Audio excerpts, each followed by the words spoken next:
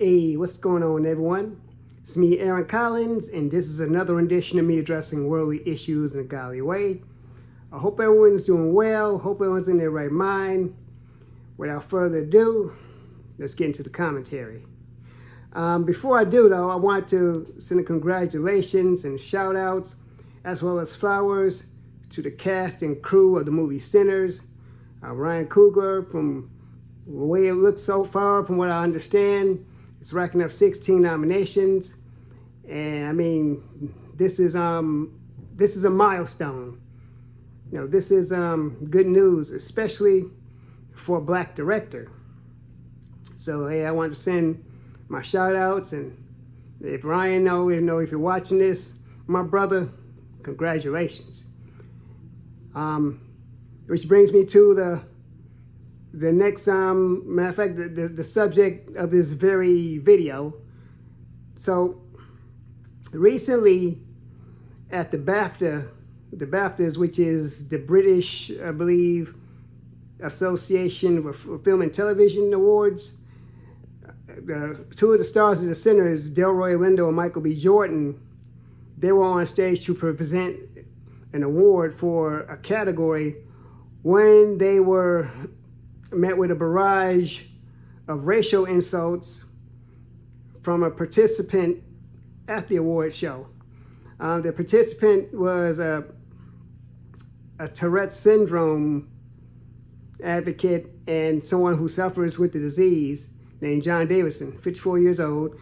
The reason why he was there in the first place, because there was a documentary that was being presented there that was about him. I forget what the name of it. I think it's called I Swear. Anyway, it was about him, and he was hurling the racial insult, the N-word, toward them, and which caused it raised the air of a lot of people, understandably. Now, if you know something about me, I'm a compassionate person. I understand that when people are dealing with conditions, it's nothing to laugh at. And if you know anything about Tourette syndrome is a condition that causes the person with it to hurl involuntary and profanities and inappropriate words at people. It's against their own will. They don't have any control over it. I'm not sure how it works, but I have heard of it. John Davison, he has expressed sorrow, and he expressed sympathy and apologies for it. And hey, I mean, it sounds sincere. He said it goes actually against the opposite of how he is as a person. But the thing is that, okay, I get it. It is an involuntary condition. I understand that. But the thing is that even though the BAFTAs were said to be like recorded 2 hours in advance, so it was basically, it's supposed to be like a replay of the show, that the producers of the show kept that slur in there, and they kept that incident in there.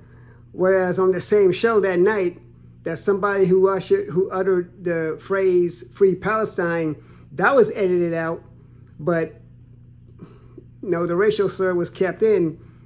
And like I said, Davison apologized, as well as the BAFTAs apologized too. But we get all that about the apologies. Why was that sequence still kept in there? I mean, my thing is this.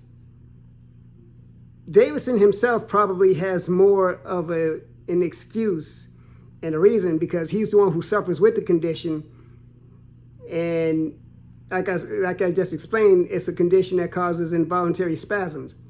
But why did the editors and the people who produced the show keep that in there? Why didn't you edit that out also? I mean, these are just questions to ask. And dealing with the climate that we're living in right now, even though this is over in the UK, Europe, and John Davison himself, he is Scottish, still, we live in a very racially charged atmosphere and environment right now, especially here in the United States.